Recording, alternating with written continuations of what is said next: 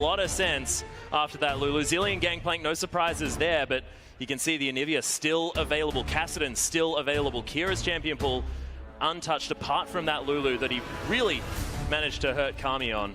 Elise taken out of the way, and that's a blue side Elise ban, so Rainbrain not wanting to take that one into the jungle. Alistair going to be the final ban here of the CIS region. A lot of picks still available.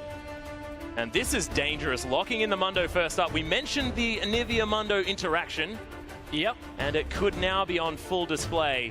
The CIS decide to lock that one in. My kind of feelings about this is, will the LJL team go for the Soraka here with the Mundo? It is one of the compositions I feel like Soraka is actually viable with. So Mundo becomes very tanky, very unkillable. If you pair it with a Malphite, it covers for the lack of engage out of the jungle and support.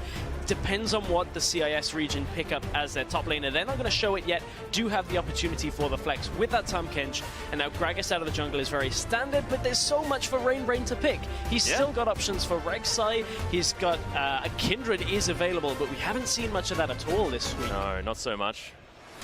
But of course, Lee Sin's still there as well if Rainbrain wants to up the tempo there just a little bit, but he has been playing a fair bit of Gragas. Taking that away from him does make a lot of sense. Tahm Kench there as well. Surprised not to see the Anivia. Can be picked up by Seros now if he wants to. I mean, Glacial Storm, Giant Circle seems to be a lot like what he's into. Yeah, it does seem to be very much the case. But speaking of this Tahm Kench, this is something that the StarLadder team have picked up alongside the likes of the Tristana on Lex. Lex has pretty much been playing Tristana or Vayne. And if he can get either of those, which both are available, I think the CIS team could be in a good spot here. They already have a fair amount of protection and disengage.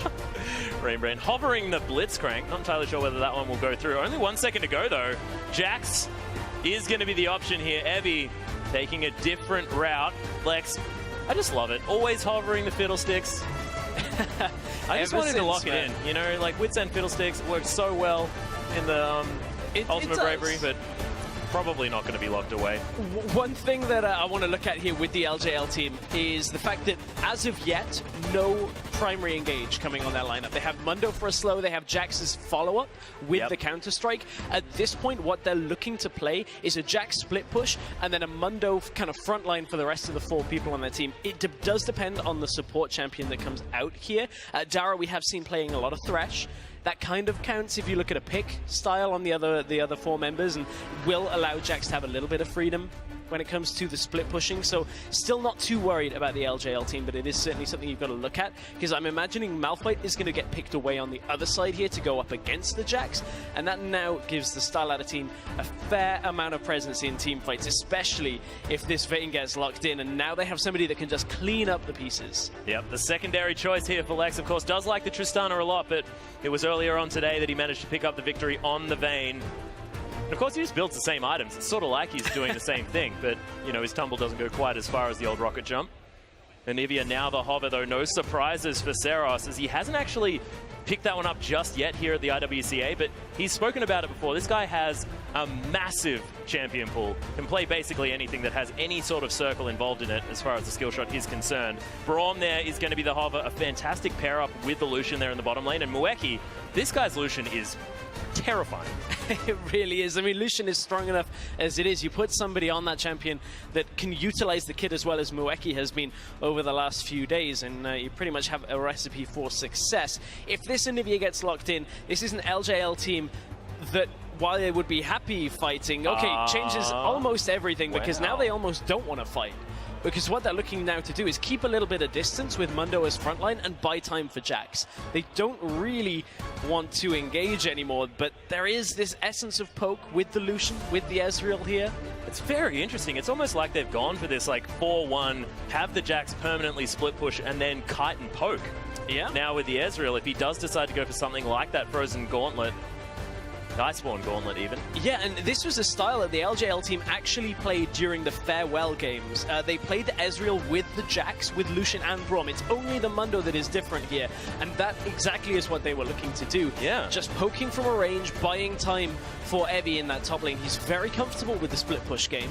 We'll see, however, whether he can do it against Smurf, who I feel like has been doing it the best out of any player here at the IWCA. Yeah, it's exactly right. And the thing that's really, really strange is it's completely changed what they want to do with this team comp. It went from just come at us, we're just going to continue farming out these waves, we're going to become huge, the Anivia is going to be far too difficult to deal with in the late game. But then turn it all around with this sort of difficult to manage kite composition as Seros and Mweki are just swapping champions over and over again. I have a feeling, Seros, you're going to be playing the Ezreal, mate. You understand that one. I think so. And to provide some extra context to this, when they played this, it was an AD Ezreal.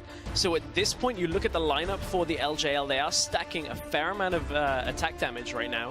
Into a Malphite. Into a Malphite and a Gragas and a Tahm Kench. So if this game goes late, there may be no chance of chunking through the health and the armor that the StarLadder team will have. You look at the other side, very much more balanced. You have Engage, you have Wave Clear coming from the Victor that was Kira's last pickup. You have the Vayne to clear up in the late game team fights, and a whole lot of protection coming from it as well. A lot more well-rounded, but that's not to say that if the LJL team are playing to the top of their ability, that the Japanese cannot look to utilize this poke composition and keep the StarLadder team at a distance. I think so much has to do with Evie in this game.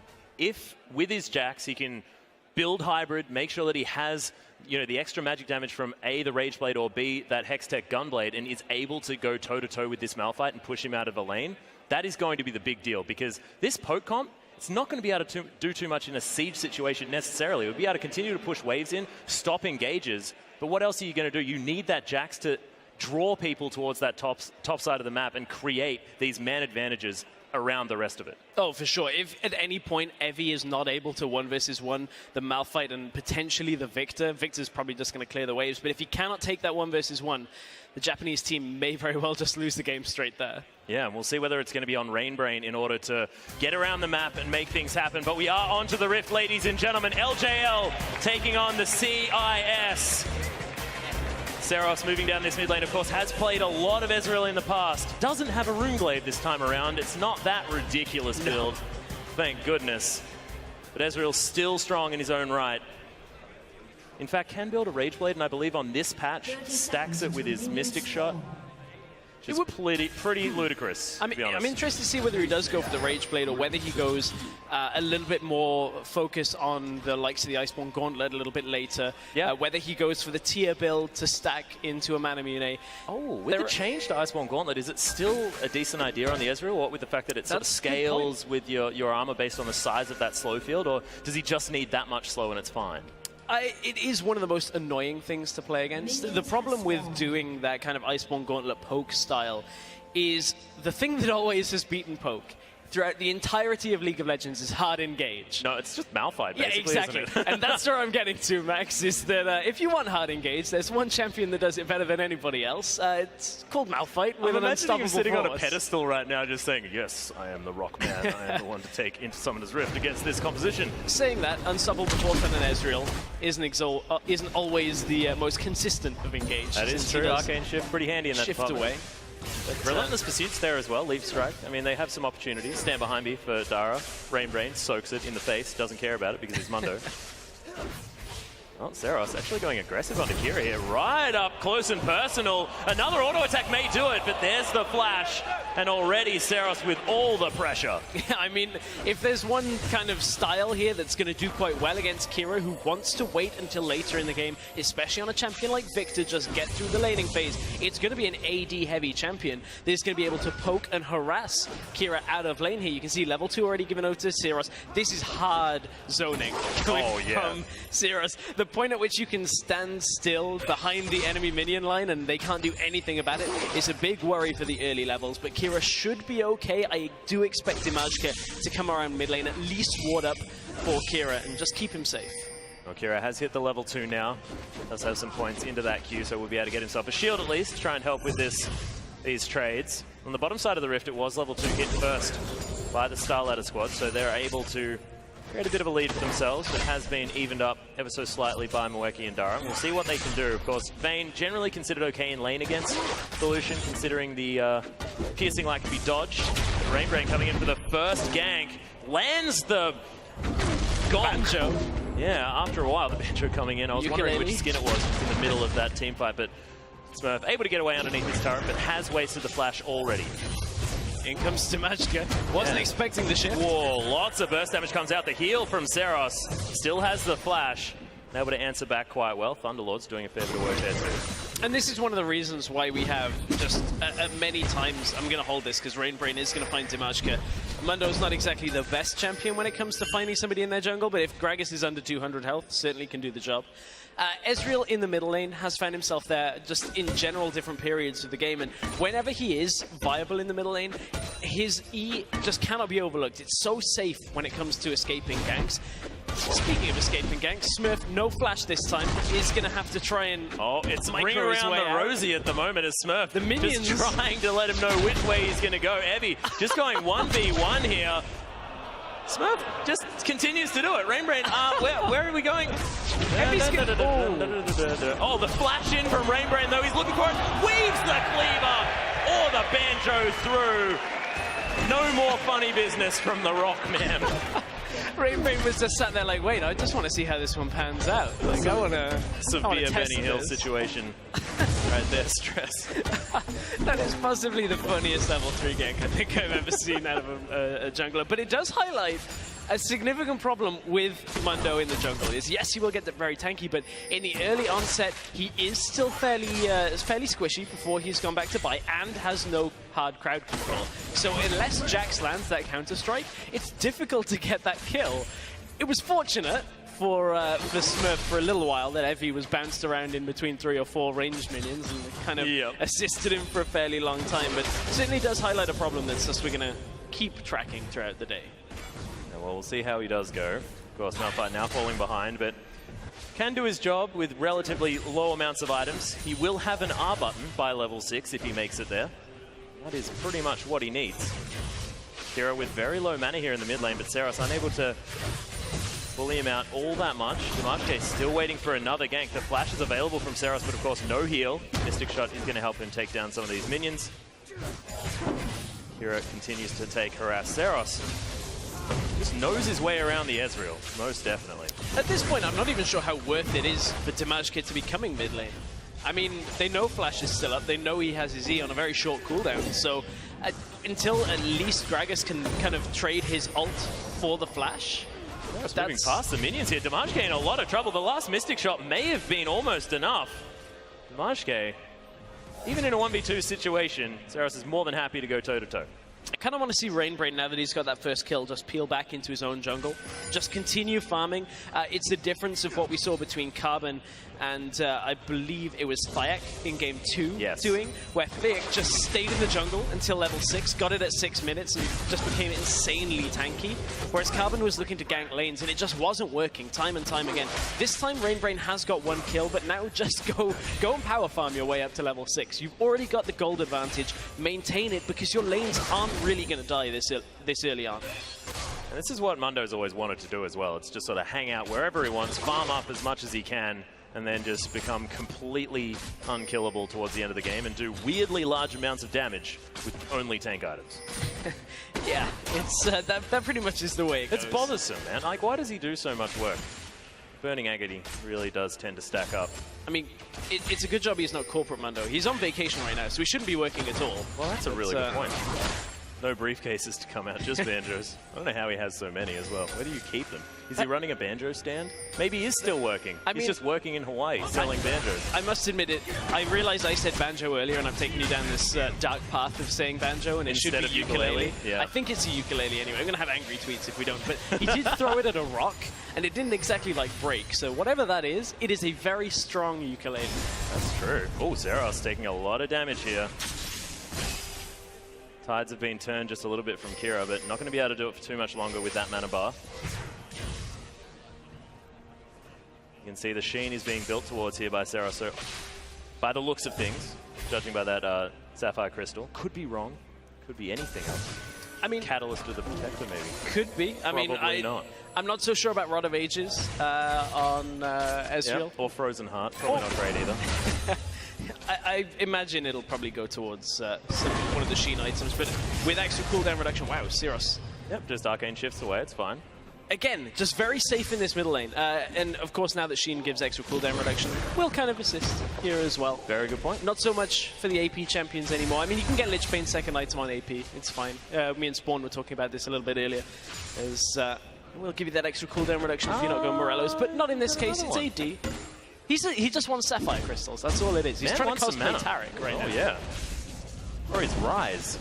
I don't know. Rise with a sword? Very confusing. See what it turns into. Most likely that Iceborne Gauntlet, but I'd just like to see the Essence Reaver Trinity Force, just because 40% CDR, fantastic on Ezreal just in general. I mean, you don't have the slow, but you just do so much more damage. That's fair. Could be interesting. Probably can't utilize the crit quite enough. I can't really argue with that. I just like that combination of items. The thing is, Ezreal's one of those champions that you can just buy a lot of items on, and something in his kit kind of works with it. So it's all good. There's a lot that Cirrus could be doing right now, but what he has been doing, or hasn't been doing so well actually in the last few minutes of this game, is hasn't been pressuring the lead. I mean, Victor just went back, but his top lane, Rainbrain is looking for. Smurf has his ult and his flash, should be able to get out. Yeah, Ukulele is going to land. Smurf is going to use the flash. There's the turnaround, wants to try and grab Eevee, but it was the tower on Rainbrain. Was going to sort it out. Rainbrain actually taking up the minions as well. Good guy, jungler. And the counter-strike is going to clear out this wave as well. So Eevee flirting with death just a little bit. Cheeky devil. He's going to be okay. But Smurf forced to go back as well. Double teleport, both of them available, these top laners. So may just teleport to lane, but it is Smurf holding onto it, wants to be able to use that ultimate. But there's another Chaos Storm here in the mid lane. Seros getting pressured all the way out. Death Ray lands. Heal down from Seros because he thought that might hit him. Dangerous times in the mid lane, and he's forced back one more time. Another big trade in the mid lane. This time it's going now towards Kira significantly. I mean, every time Cirrus steps up, he really has no combat stats, is the problem. 2 Sapphire Crystals. Got a lot of mana though, man.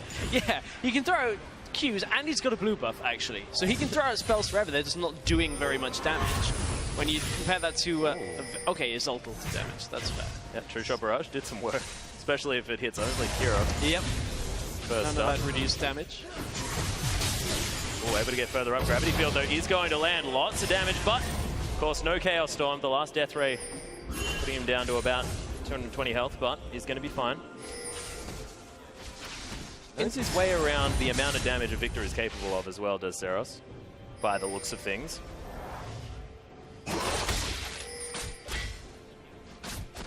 And Rainbrain hit by about 6 CS as far as that farm is concerned.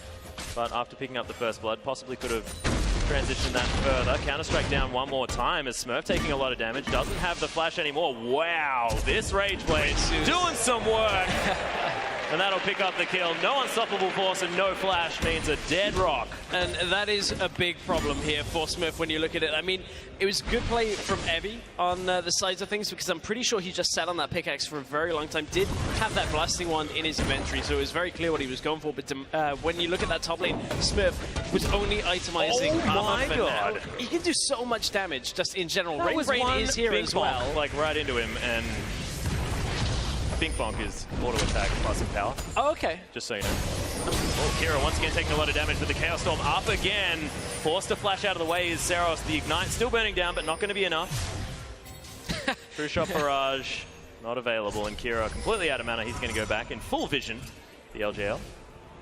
I mean, he's not got too many more options at this point. He can just kind of even this wave back out bottom lane. Dara wants to go aggressive. Demonko is here with Lex. Yeah, final hour lands. Oh my goodness, so close with that Glacial Fissure. In the end, nom nom, see you later, Vayne. And this is the problem when trying to engage on an AD carry when Tahm Kench is stood right there. Especially if you're going to use a teleport like the Japanese team just did. Evie uses that big cooldown of a summoner, leaves Mundo in the top lane, which means that there's no smite available for the LJL. Now they're going to try and do a dragon, but but Dimashka is already here. LJL, they have to peel back away from this dragon for now. Looks like Eddie's going to try and get it. Does take him that smite. Yeah, he's got so much damage that it sort of counts as a smite, having the empower there. Dimashka not going to be able to get here. There's the Abyssal Voyage. The fish not going to be here quite soon enough. Wow. I swear his tongue went the wrong direction just then. We'll need an instant replay. That did look like it. That looked very odd, but did manage to land it. Huh. Fake out. I liked it. Throws a fake tongue. Oh, Evie's been discovered in the bottom lane. Oh dear, that is not where you're back, boys and girls. Oh dear. Yeah, that was just... Evi's been playing this a little bit risky at this point. Going for the Dragon, yes, they ended up getting it, but it left Brain top lane, and what that means is there's a lot of freedom from the CIS squad to just go into the enemy jungle. And that's one thing we saw them do fairly frequently yesterday, was Dimashka, when he knew he was available to go into the enemy jungle, always counter, always get whatever they could. Here is that replay. What? Ha! I want to know how he did that. That's super cool. Magic. That is called supreme support mechanics. He can even make his skill shots go in the right direction, whether he wants them to or not. I don't even know what to make of that, to be honest. That was awesome. That was very weird. You know those moments where you realize, I love League of Legends. That was one of those moments. Magnet attached to his tongue, so just like whips it round. Oh, that'd feel weird. Okay, never mind. Having flashbacks to when I was very, very young. I don't even want to know where that's going. I'm going to move on to Zeros getting another blue buff right now. Because again, it's all about the mana. He's had that Sheen for a little while. What that results in is Kira is just going to E and Q him every single time he gets into this lane, because Victor can stand behind the minions. Ezreal can't really do that, because that's exactly where the laser across the floor is going to go. It allows Victor to push. If Ezreal stood there, he has to either burn his E or take the damage. And that's just a very tough matchup here.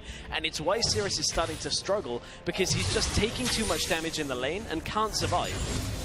Well, Seros, once again, just going to use that True Shot Barrage to destroy this minion wave. See? Straight through the minions. The Zeros gets clipped. Now he has to look to back away, but True Shot Barrage, every time it's on cooldown, available at that mid lane, will kind of help the push in Ezreal's favor once in a while. It's a really sneaky Essence Flux, though, that hit Kira there. Like, it did a fair bit of damage. Like, you can see the LJL managing to hold on to this bottom turret. 3 CS down is Milwaukee in what could be classed as a difficult lane matchup. Still not entirely solved, to be honest, but Static Shift does help Vayne out a lot as far as that extra harassment wave is concerned. But in comes Rainbrain, they're looking for it to Monko. Not a lot of places to run right now. He's going to get stunned up. The Grey Health is going to be there. Glacial Fission's down. Do they have the damage to finish off the Catfish? They do. Lex now trying to do some work. Gets exhausted. Everyone's diving. Piercing light right through the face of the Vayne.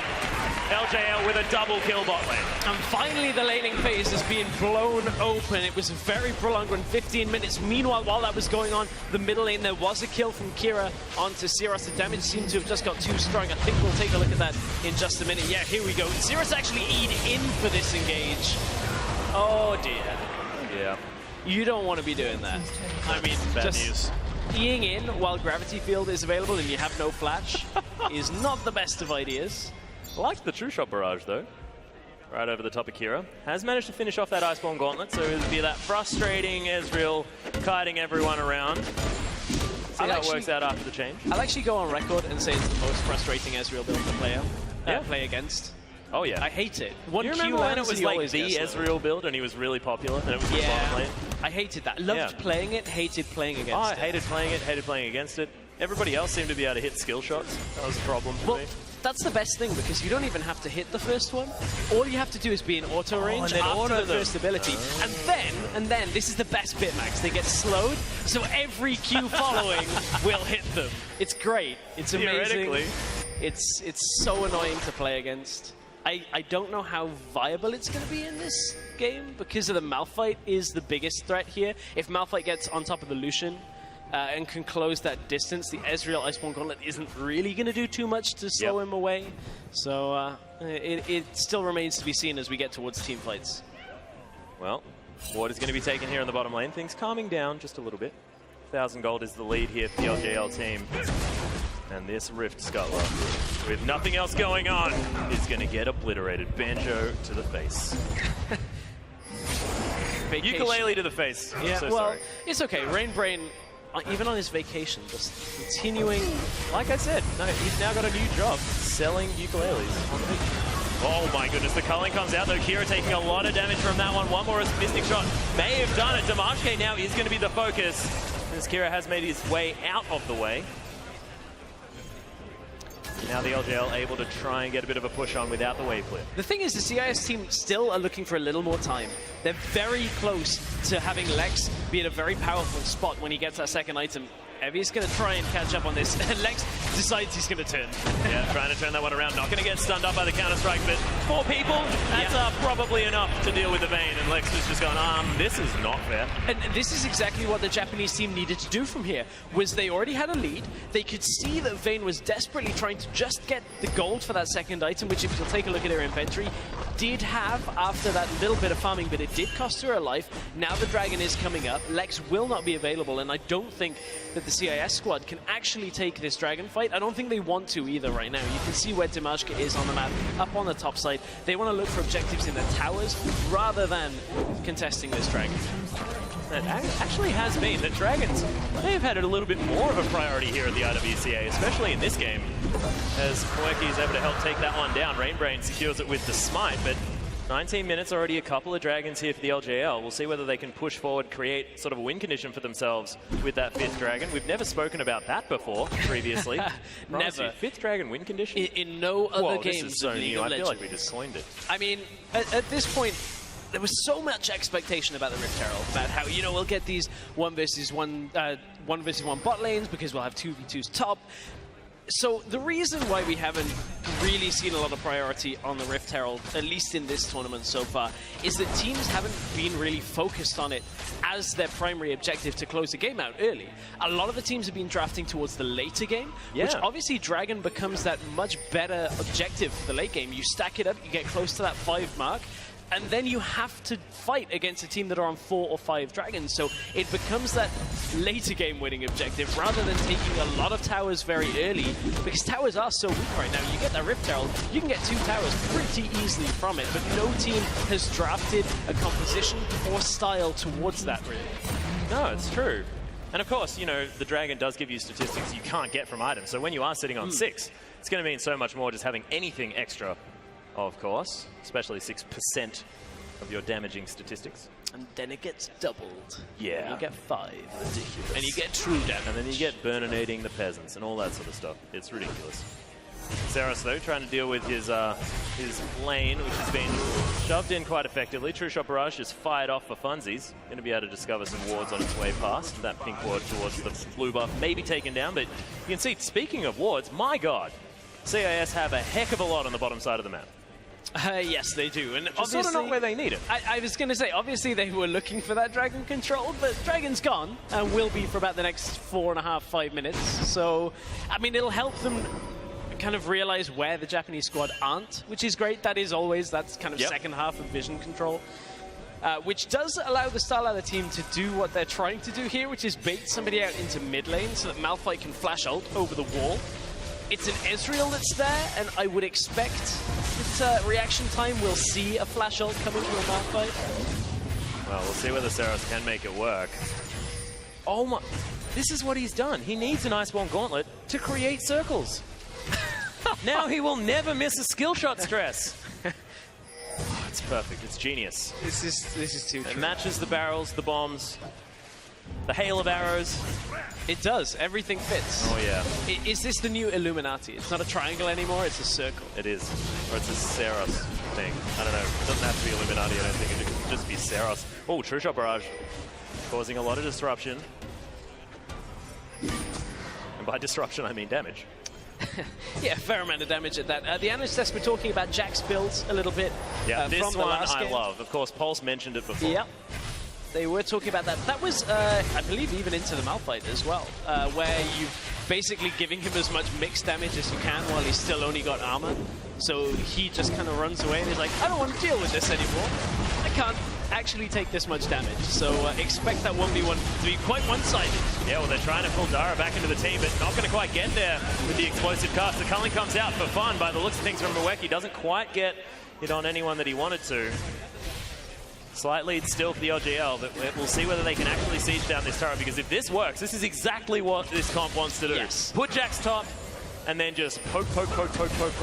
Yeah, hold the CIS team at range, but look at the engage that's going to come. In comes Smurf. Mweki gets obliterated. That's the Chaos Storm down. The engagement is easily enough here from the CIS team. Trying to escape with the rest of the LJL squad. You can see Evie made his way in, used the teleport, but it was a little bit too late. Dara in trouble. Demonko finds the Jax. Another ward to leap strike onto. Oh, the Devourer's going to be there. Look at him, he's so hungry. True Shot Barrage does nothing. Dara now in trouble. Barrel not going to get the slow. It's Rainbrand and Seros waiting for more.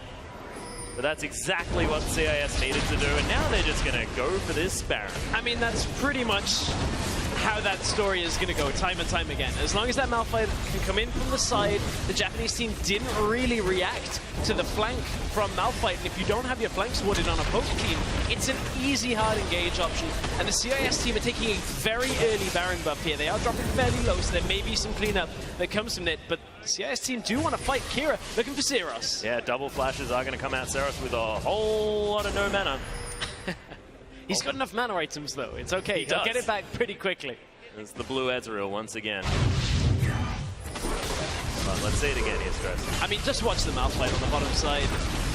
Hits everybody that he needs to, stops the front line from moving around and actually putting any kind of pressure on Vayne, and manages to clip Lucian on that. And from this point, there really is nothing that the Japanese team can do. They don't have a setup to poke. Jax isn't tanky enough to be able to go all in here, because look at how healthy Lex is, how healthy Demonko is. Anytime Evie turns around here, he's going to just get taken out. And you can see even trying to go over the wall. Nice flash after the body slam from Dimajka. Just takes him out. Good play out of the CIS squad's back pocket there to make sure that they could stop the attempted poke.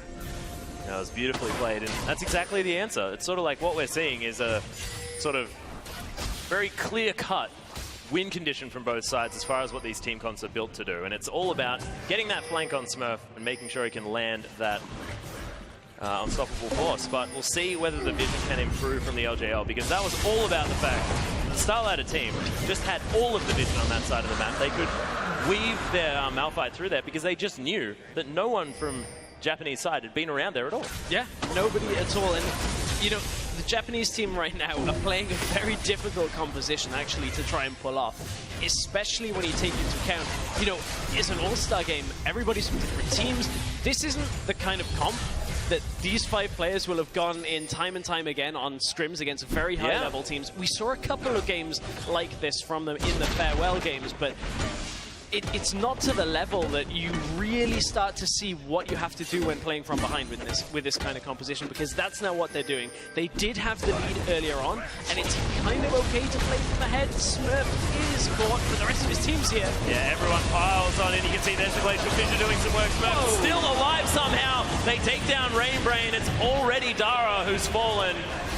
Starladder now able to turn this one into a turret, and it's just becoming harder and harder for the LJL to do anything. After that one incredible team fight, seems like the CIS are taking full control. Kira just annihilated everybody in that fight with a Chaos Storm, and this is what the CIS team have done time and time again, is grab that first Baron of the game, take an inhibitor, and never let up. They have been relentless at closing games once they've had that Baron. It's still a little bit early in this game to close it out, and at this point they will back away, but certainly in the game earlier today they were closed the game out. I believe it was within like 2 minutes of getting Baron buff, so it's going to be later than that, but we'll go for it. This is Smurf just playing his best bait game right now, dragging Moeki and Cirrus around the corner, and gets just about everybody in this fight. Follow it up with a Chaos Storm and a Death Laser, and there is no way of getting out of that. That is exactly what the CIS team wants to do. Just crazy, and the fact that Smurf could soak so much damage was ridiculous. This means that Evie now is going to have even more difficult time dealing with this Malphite.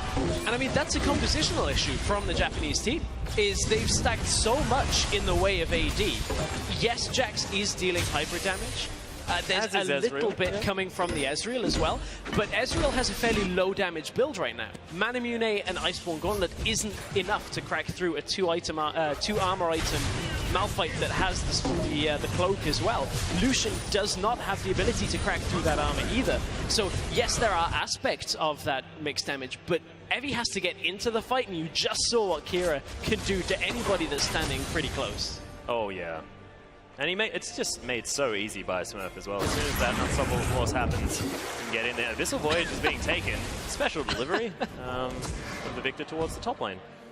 As we do have the CIS region pushing down on that inner turret on the top side of the map. Once again, it's the CIS playing very textbook. These guys, they want to take down all of the structures. Oh yeah. They do love their tutorial style. They're a little way away from that. You can see Malphite down in the bottom lane against Mundo, actually. So teleport is available for CIS. Mundo would have to walk all the way up if there were to be a fight. There are no flanking wards right now, so I don't really expect the CIS team to engage, especially not without that Malphite. They don't really have that potential outside of a Gragas ultimate coming through. But Smurf is going to be fairly happy to just take down the rest of the health on that tower. And again, every tower that falls makes it even more difficult for the LJL team because the lights are going out in their jungle. As soon as the wards drop and the StarLadder team start closing the gap around the base, there's pretty much nothing that can be done. Yeah, well, and he's still able to push away Smurf, but now he's going to get to a point where he can teleport. True Shot Barrage going through. Zeros trying to chase them down. You can see the LJL still with some fight left in him. Smurf, so many wards to teleport to. A lot of options here for CIS.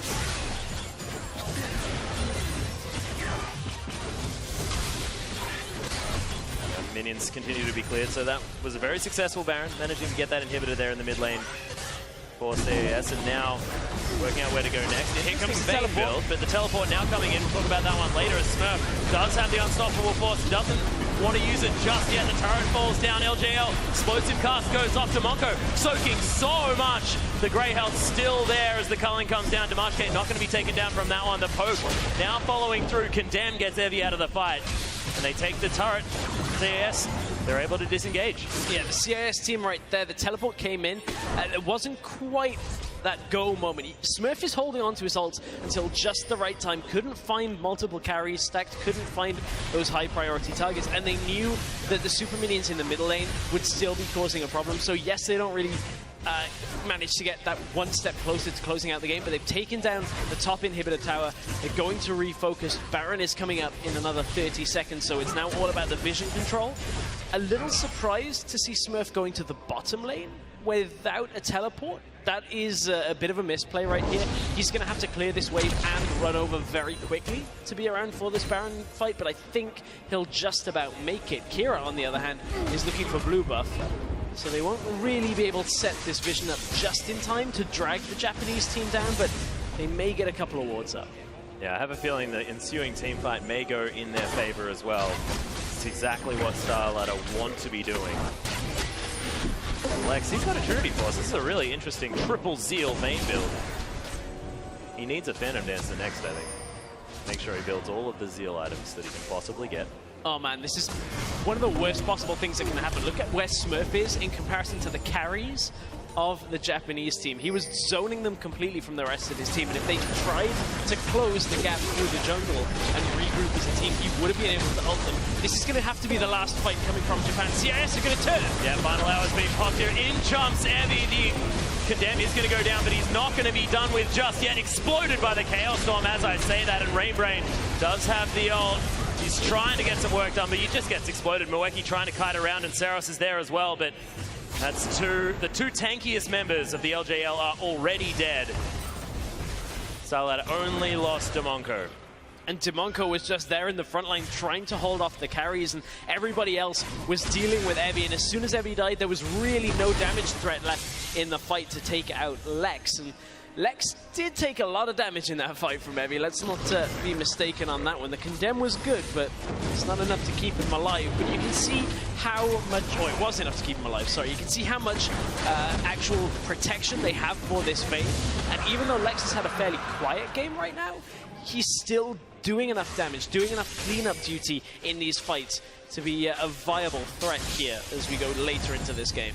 Yeah, we saw him against Radier as well. Picked up the Vayne. Was against the Lucian. He was down 130 CS. Didn't matter. No, just managed to position in the late game, and the rest of his team did so much work around the map. So Lex sort of used to taking a back seat until he's really, really needed, unless he's playing Tristana, where they seem to just be able to build comps around him. He can carry things through, but it's really great to see versatility in the play style of these guys. Kira is having another good game. I'm going to try not to jinx it. Kira the Immortal? I'm touching the wooden table here. I'm just saying he hasn't died yet today. That could still happen in the next few minutes, but nevertheless, he is having a great game so far on the day. 9-0-9 in 2 games. That's insane. Let's not count our chickens before they hatch, though. That's still have to close this game out, but Kira is having another great game. A lot of damage. Man, those fights in the enclosed spaces where the Chaos Storm is just ripping through the Japanese team, so difficult to deal with. Yeah, the setup is really working. And Demonko just says, nope, Culling ain't going to do nothing. True Shot Barrage ain't going to do nothing.